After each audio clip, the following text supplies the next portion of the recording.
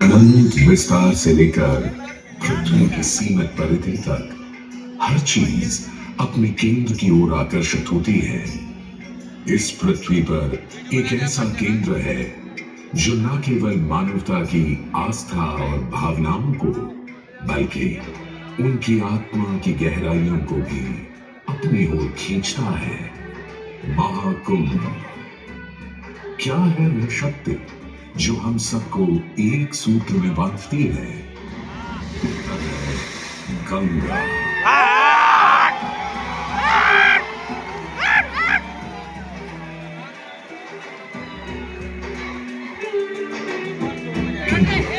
गंगा क्यों?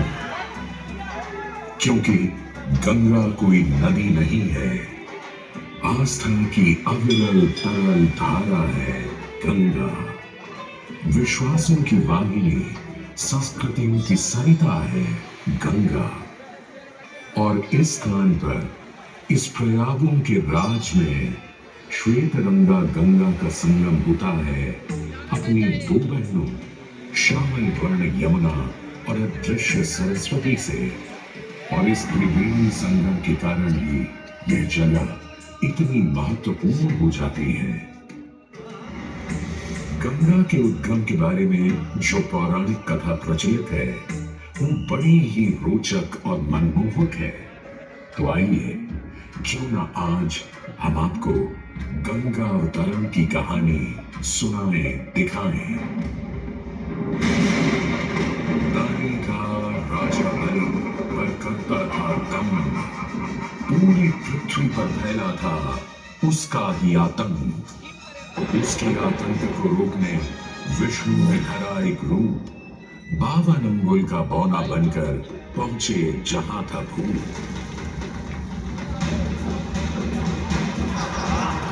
सारे दरबारी बौने ब्राह्मण पर हंसे, पर बाली ने जब उसे दान मांगने को कहा तो उसने कुटिया बनाने को केवल 3 पग भूमि मांगी।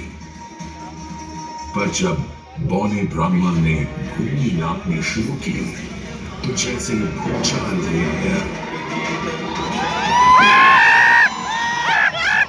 पहले पग में पूरी धरती नाप ली और अगले कदम से स्वर्ग।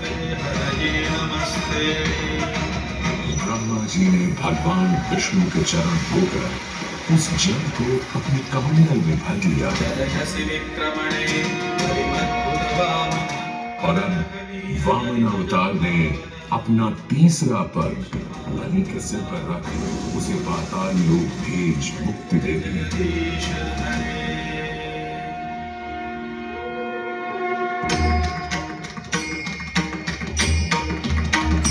अब स्वर्ग लोक में भगवान ब्रह्मा जी ने जब चरणामृत में हाथ डाला तो वहीं से निकल आई चंचल निर्मल धवल गंगा जी।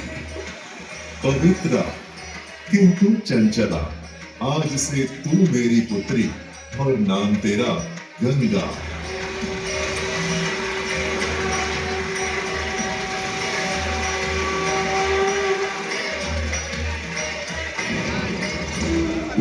कुछ समय बाद सतयुग में इक्ष्वाकु कुल के सूर्यवंशी राजा सगर ने सारे संसार को जीतने के लिए एक अश्वमेध यज्ञ का संकल्प किया।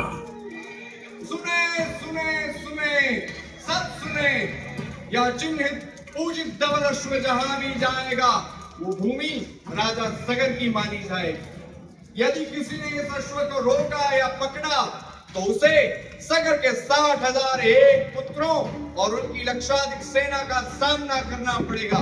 सुने सुने सुने। सगर का अश्व अजेय अपराजेय बढ़ता जा रहा था और स्वर्ग लोक में बढ़ती जा रही थी देवेंद्र इंद्र की दुविधा। डरकर वो अश्व को रोकने की युक्ति लगाने लगे। इंद्र ने राजा सगर के उस घोड़े को चुरा लिया और छल से महर्षि कपिल के आश्रम में बांध दिया। घोड़े को खोजते हुए राजा सगर के 60,000 पुत्र महर्षि कपिल के आश्रम में पहुंचे। वहां घोड़े को बंधा हुआ देख क्रोधित पुत्रों ने कपिल मुनि को घोड़ा चोर समझा और उन्हें अपशब्द कहने लगे।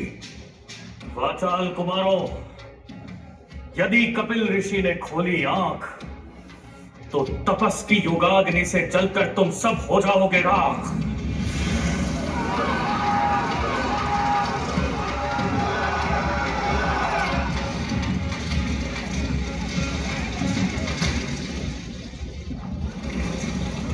उधर सगर थे चिंतित। न अश्व का पता था, न पुत्रों का कोई समाचार। पिता का दुख देख पुत्र अंशुमन चल पड़े खोज पर। जब महर्षि कपिल के आश्रम पहुंचे तो देखा अश्व को और साथ ही अपने 60,000 भाइयों की भस्म को। महर्षि से की क्षमा याचना और पूछा तर्पण का उपाय। तुम्हारे भाई थे घमंडी, अविवेकी और अभिमानी। भस्म कर दिया उन्हें मैंने, जो उन्होंने मेरी नहीं मानी। गंगा जल, केवल गंगा जल ही दे सकता है मुक्ति उन्हें, जो भस्म हुए तुम्हारे परिजन। अंशुमन को अपने भाइयों के तर्पण के लिए गंगा को लाने का बहुत मन था, किंतु किसी को राजधर्म भी तो निभाना था और राज भी चलाना था। देखते देखते 7 पीढ़ियां गुजर गईं, पर 7 पीढ़ियों के बाद समय आने पर राजकुमार भगीरथ ने राजा बनने से साफ मना कर दिया।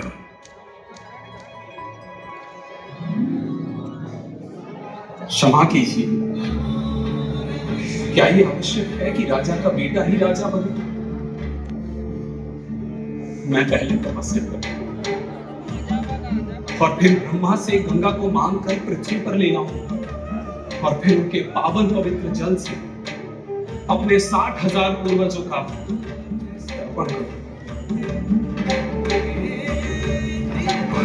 दिन वर्ष बदले, ऋतुओं की हवा बदली, नदियों के किनारे बदले, किंतु नहीं बदला भगीरथ का संकल्प।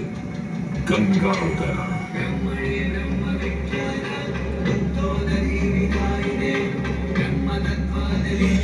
पुत्र भगीरथ, हम तुम्हारे तप से प्रसन्न हैं। बताओ क्या आशीर्वाद चाहिए? हे भगवान, मेरे पूर्वज के तर्पण के लिए मुझे आपकी पुत्री गंगा चाहिए। तथास्तु, किंतु यदि गंगा स्वर्ग से सीधे धरती पर गिरी तो पृथ्वी को चीरते हुए गंगा सीधे पाताल में पहुंच जाएगी। इसलिए तुम भगवान शिव शंकर को मनाओ ताकि गंगा जब स्वर्ग से नीचे उतरे तो वो उसे अपनी जटा में थाम ले। अब भगीरथ ने एक अंगूठे पर खड़े होकर भगवान शंकर को मनाने के लिए शिव शंकर का जाप शुरू कर दिया। जय मन भावन जय पतित पावन शोभ शामन शिव शंभो विपद विहारम अधम उदाहरण सत्य सनातन शिव शंभो सहज वचन हर जल जन यजवर धवल वदन शिव शंभो। कोई भी वर मांग लो आज। हे प्रभु, जब गंगा स्वर्ग से धरती पर गिरे तब आप बीच में उन्हें अपनी जटाओं में साध ले, नहीं तो पूरी पृथ्वी नष्ट हो जाएगी। बस इतनी सी बात?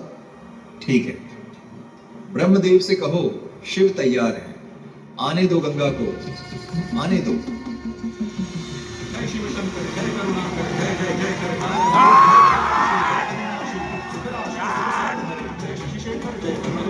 जय जय जय नारायण हरे जय पुरारी जय बलवारी अमित अनंत अपार जय जय सर्वनाम निराकार साकार हरे पार्वती पति हर हर शंभु जय रामेश्वर वैद्यनाथ के लाल हरे मल्लिकार्जुन सोमनाथ जय महाकाल उपकार हरे जय देवेश्वर जय विश्वेश्वर भीमेश्वर जगन्नाथ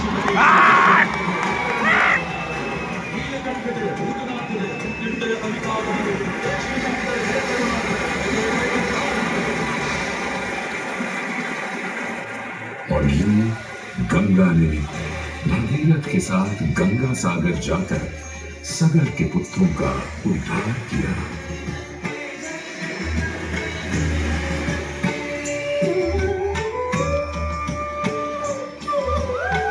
साथ ही वह भारत की सबसे महत्वपूर्ण नदी बन गई, जिसका भारत के जीवन में धार्मिक, आर्थिक, सामाजिक, ऐतिहासिक अभिदान अनंत है। हे मां गंगे, हे जगदम्बे, हे मां गंगे। मोक्षदायिनी गंगा का यमुना और सरस्वती के साथ त्रिवेणी संगम मोक्ष का संगम है। प्रत्येक 12 वर्षों में